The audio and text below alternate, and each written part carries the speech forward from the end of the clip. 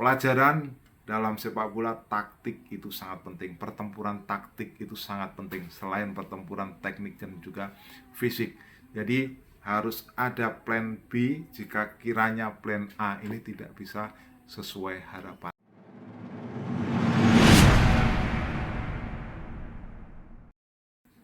Salam pemirsa, ketemu lagi di Titis Corner. Dan kali ini kita akan membahas tentang pertandingan perempat final Liga Champions antara Napoli melawan AC Milan yang berakhir 1-1 dan membuat AC Milan lolos ke semifinal yang pertama kalinya sejak 2007. Pada waktu itu mereka berhasil menjadi juara pada final yang berlangsung di Istanbul dengan mengalahkan Liverpool 2-1. Nah, tahun ini juga finalnya di Istanbul. Apakah mereka akan kembali bisa lolos ke final? Masih ada laga semifinal. Tapi menarik untuk membahas pertandingan perempat final melawan Napoli. Kenapa menarik? Jadi menariknya seperti ini. Jadi kita tahu bahwa dalam kurun 17 hari Milan dan Napoli ini bertemu 3 kali. Dan di 3 pertandingan itu Milan tidak pernah kalah. 2 kemenangan, yang pertama 4-0 di Serie A, yang kedua adalah 1-0 di Liga Champions leg pertama di San Siro. Kemudian yang terakhir adalah 1-1 di Stadion Diego Armando Maradona di Naples. Nah, kita melihat ada satu hal yang menarik yang perlu digarisbawahi dalam 3 pertandingan antara 2 tim raksasa Serie A itu. Apa itu yang menarik? Yaitu adanya pertempuran taktik antara 2 pelatih di sini, yaitu Spalletti dan juga Stefano Pioli. Dan pertempuran taktik itu 3-tiganya berhasil dimenangkan oleh Pioli dengan strategi copy paste. Jadi strateginya adalah fotokopi taktik ala Pioli. Kenapa kita katakan sebagai strategi copy paste?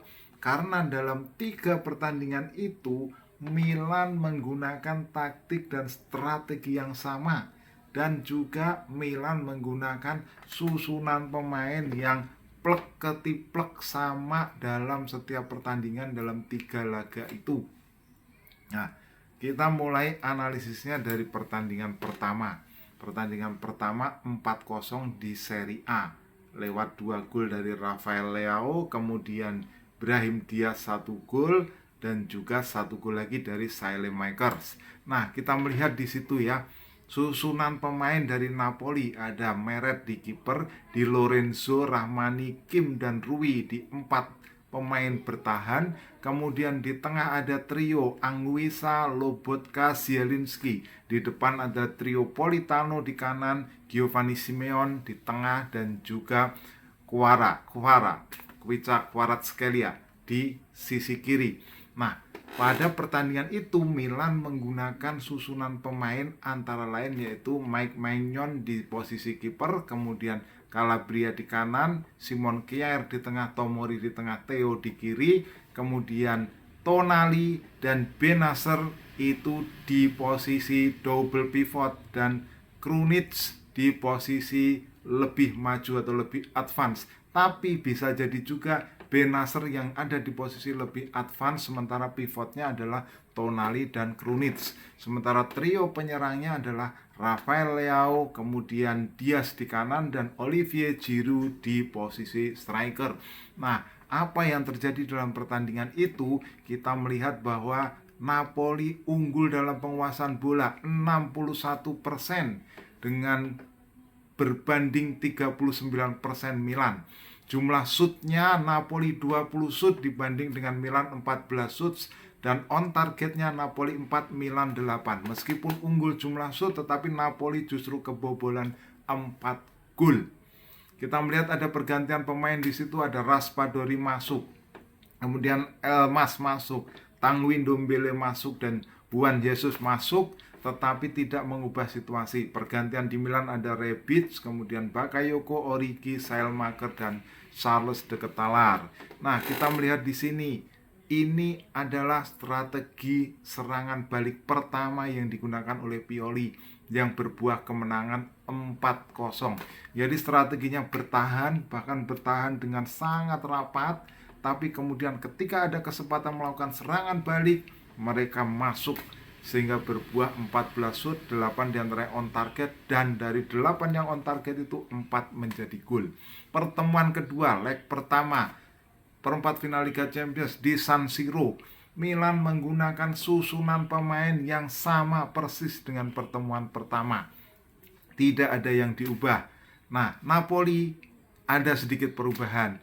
Ada satu perubahan, Giovanni Simeone digantikan oleh Elmas. Elmas agak lebih turun ke bawah dalam posisi false nine. Jadi kita melihat di situ hanya ada satu perubahan.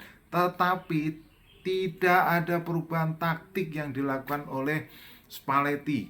Sementara sama saja, Pioli juga tetap menggunakan strategi seperti pertemuan di Serie A. Hasilnya apa? Hasilnya adalah Milan menang 1-0 lewat gol Ismail Bennacer, juga lewat skema serangan balik. Dari sisi statistik kita melihat bahwa Napoli lebih banyak shots-nya, 16 dibandingkan 12. Dari sisi on target, Napoli lebih banyak, 6 dibandingkan 2. Penguasaan bola, Napoli lebih tinggi, 54 dibandingkan 46%. Jumlah umpan, Napoli lebih tinggi, 477 dibandingkan 417. Bahkan di pertemuan Serie A jauh lebih tinggi, 567 dibanding 376. Dari sisi corner kick, Napoli lebih tinggi, 10 berbanding 3. Hasilnya apa? Napoli kalah. Pergantian pemain, Oliveira masuk, kemudian Politano, Raspadori, dan Dombele. Dari sisi Milan tidak banyak pergantian pemain, hanya Rebic dan Saelmakers. Tetapi memang strategi serangan balik ini terbukti lebih efektif digunakan oleh Milan. Pertemuan ketiga, sama plek susunan pemain dari Milan, tidak ada yang berubah, sama seperti pertemuan pertama dan pertemuan kedua. Dari sisi Napoli ada perubahan karena kita melihat di situ Anguissa tidak bisa main, Kim juga tidak bisa main, terpaksa harus diganti oleh Juan dan digantikan oleh Dombele. Sehingga susunan pemain Napoli adalah Meret, Di Lorenzo, kemudian ada Rahmani, Juan, dan juga Mario Rui, Dombele, Lobotka, Zielinski di tengah, di depan ada Politano. Osimhen masuk menggantikan Elmas di pertandingan leg pertama, menggantikan Simeone di pertandingan Serie A. Di kiri tetap Kvaratskhelia. Nah, yang terjadi apa? Milan tetap menggunakan strategi serangan balik dan berbuah gol dari Olivier Giroud lewat pergerakan yang sangat cepat dari Rafael Leao. Lagi-lagi di sini pelatih Napoli Spalletti tidak belajar dari pengalaman, tidak membuat strategi atau plan B, tetap ada pada plan A. Jadi tetap mereka menggunakan strategi terus menyerang, tetapi kehilangan kesempatan atau sulit untuk bisa menembus 7 pemain yang sejajar yang dimiliki oleh Milan. Jadi tidak ada pendekatan yang berbeda yang dilakukan oleh Spalletti, bahwa mungkin itulah kesalahan dari Napoli sehingga membuat mereka takluk. Sulit sekali untuk melepaskan diri dari strategi bertahan Milan, yaitu man marking. Kawal orangnya, tempel terus orangnya. Itulah yang terjadi pada Kvara yang terus ditempel oleh Calabria dan juga oleh Rade Krunic. Kemudian kita melihat Osimhen terus ditempel oleh Kjaer. Jadi ada pendekatan bertahan yang cukup bagus yang dilakukan oleh Milan, yaitu man marking, dan juga mereka selalu mengantisipasi umpan-umpan silang sehingga kemudian berusaha terus-menerus untuk di stop atau dihentikan. Nah, kita melihat statistik, Napoli sangat mendominasi. Shootnya 23-6, shoot on targetnya tapi 4-4. Artinya apa? Napoli menggempur tetapi tidak ada yang mendapatkan target. Penguasaan bola, Napoli jauh lebih unggul, 74 dibandingkan 26. Kemudian dari sisi umpan sangat berbeda jauh, sepertiga jumlah umpan AC Milan dibandingkan Napoli, 601 banding 223. Jumlah corner tendangan sudut, Napoli 16 dibandingkan dengan 1.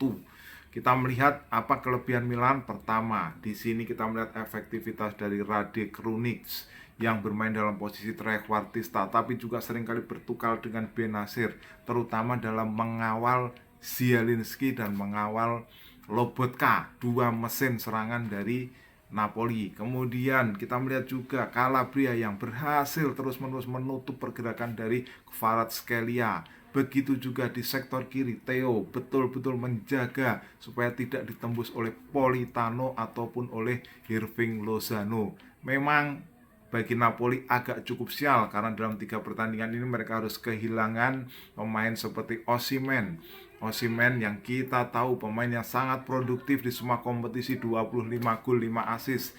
Kvaratskhelia juga 14 gol 10 assist, tetapi tidak kelihatan sama sekali. Justru Rafael Leao yang menonjol dengan jumlah statistik 33 complete dribble tertinggi di Liga Champions, hanya kalah oleh Vinicius Junior 36, tetapi bisa memanfaatkan peluang yang dimiliki. Jadi strategi fotokopi, 3 strategi fotokopi yang berbuah lolosnya Milan ke semifinal untuk pertama kalinya sejak 2007. Pelajaran dalam sepak bola, taktik itu sangat penting. Pertempuran taktik itu sangat penting selain pertempuran teknik dan juga fisik. Jadi harus ada plan B jika kiranya plan A ini tidak bisa sesuai harapan. Apa yang terjadi pada Spalletti? Dia tidak mengubah strategi timnya dalam 3 pertemuan, sama semuanya, dan mereka pun akhirnya kalah. Sekian, silakan jika ada komentar, tulis di kolom komentar. Kita ketemu dalam pembahasan berikutnya. Salam.